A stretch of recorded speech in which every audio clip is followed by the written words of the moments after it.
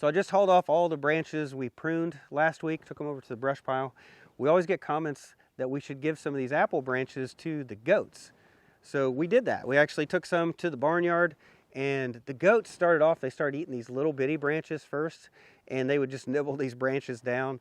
And by the end of the week, what they started doing is they completely stripped all of the bark off the branch. So it's just a bare branch now. They ate all the bark off of it. So I know you guys suggested doing that, and the goats definitely did like it.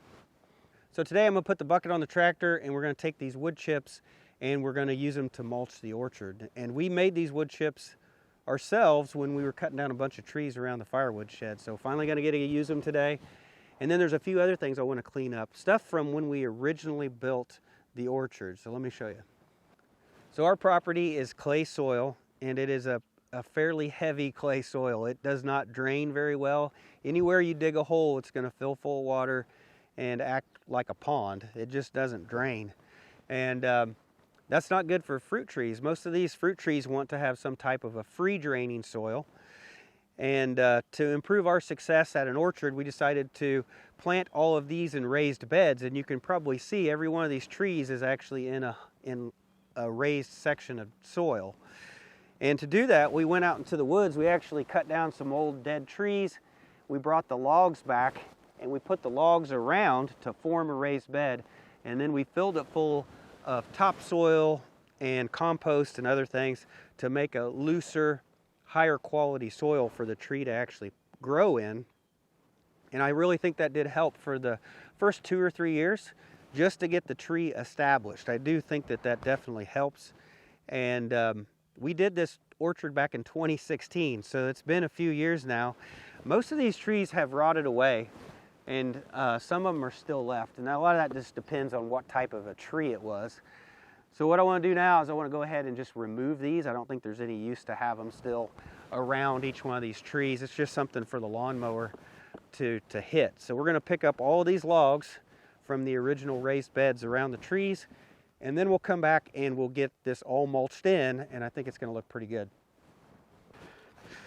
Well, I think some of these are froze to the ground, so hit them with the tractor, pop them out.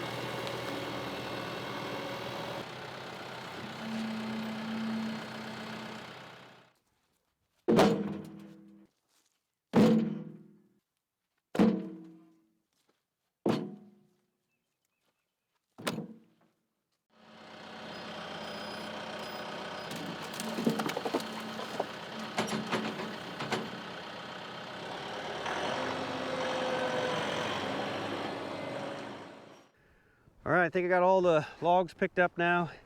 And now that we've pulled them out, some of these you can really tell how thick the raised bed is. Probably this raised bed right here, probably almost 12 inches of topsoil to where the tree is planted to the ground over here. So there's quite a bit of topsoil was in these raised beds. Of course, this tree died a couple years ago, so this is a fairly new tree here. As we look at this one, you can see the big gap we have now after we pulled out the logs. So hopefully when we mulch this, we'll get all these gaps filled in where we pulled the logs out, and we'll make this nice and round again and have it looking pretty good. So I think I'm ready now to go ahead and start bringing the wood chips in here and mulching the trees. I don't know if I'm actually going to have enough to do the whole orchard. We'll have to see. The tractor's really only going to be able to come around and reach the ones on the edge. So I think what I'll do first is I'll try to hit the trees where we removed logs first and get those all covered up and filled in. If we have extra, we'll start doing the rest of the trees.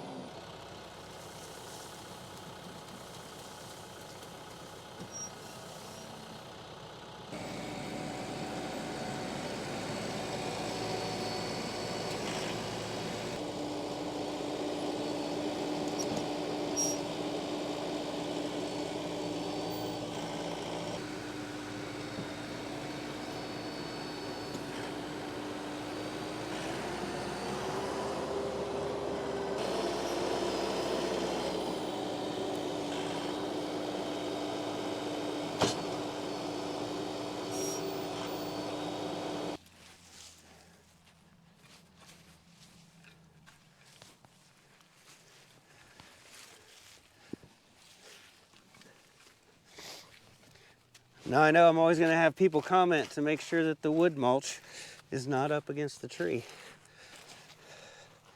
I get that one quite a bit too. So we'll just make a little spot there where it's not touching.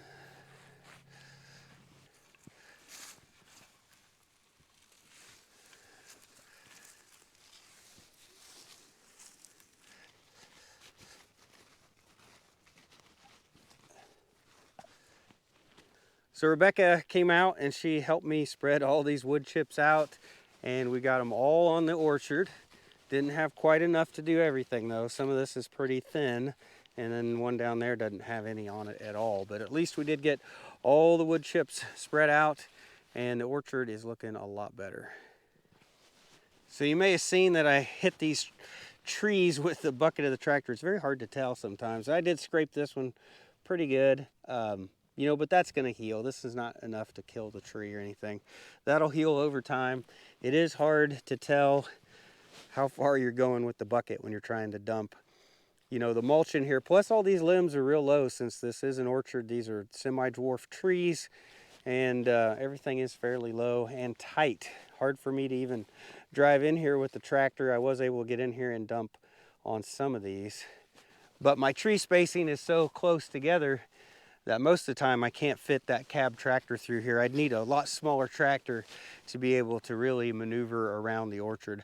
I did a 15-foot tree spacing, and I think I tried to fit it into a smaller area.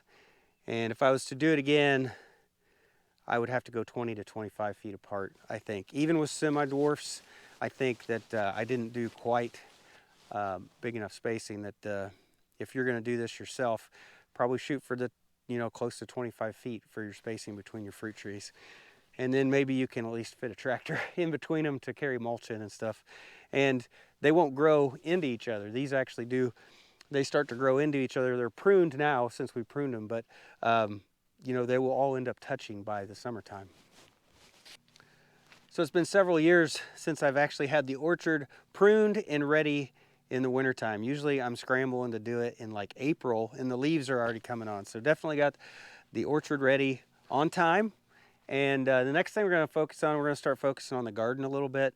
We're gonna try to do some things a little different. So last year we did not move the weed fabric at all, and we had the worst weeds ever. So all the weed seeds, I think, from the previous year went right in the holes that we plant in, and then it was just like continuous weeds all gardening season. And the weeds we had were these ones that have like little needles, little spikes. They would go right through your gloves if you tried to pull them. Ended up just being like a nightmare. So we're gonna pull all the fabric up this year. I actually have a little bit, I've got some newer fabric too, so that we can kind of straighten this out a little bit and fix some of our plant spacing. We have some of our plants that are just way too close together. And the other thing we're gonna do is we're actually going to start taking out some of these raised beds. I don't mind the raised beds along the edge, but I think everything in the fabric actually does better. It doesn't really need watered. Anything in a raised bed, you have to water constantly. So we're gonna take these two raised beds out here so that the whole center is fabric, and then we're gonna take that raised bed out over there as well. So probably in a few weeks, we'll be out here in the garden. We'll be pulling all this fabric up. We're gonna take some compost from the compost pile, and we're actually gonna put that in the garden and till it in. We haven't added anything for at least 2 years, maybe 3 years. So we're gonna get some compost tilled into the garden. We'll add some to the raised beds, and we'll try to get it all prepped and everything before we put the weed fabric down this year. And then hopefully we have a lot better year than we did last year. Last year was just the worst weeds we ever had in this fabric, and that is solely because we did not pull it up and move it. And I think that that's definitely a critical thing to do, is to pull up your weed fabric and rotate it into different spots. So for the last several years, we have started everything from seed in our garden. And it is almost that time to start planting seeds again. It's time for those cool season crops. So here in a week or two, it'll be time for cauliflower and cabbage. And a couple weeks after that will be broccoli. A couple weeks after that will be lettuce.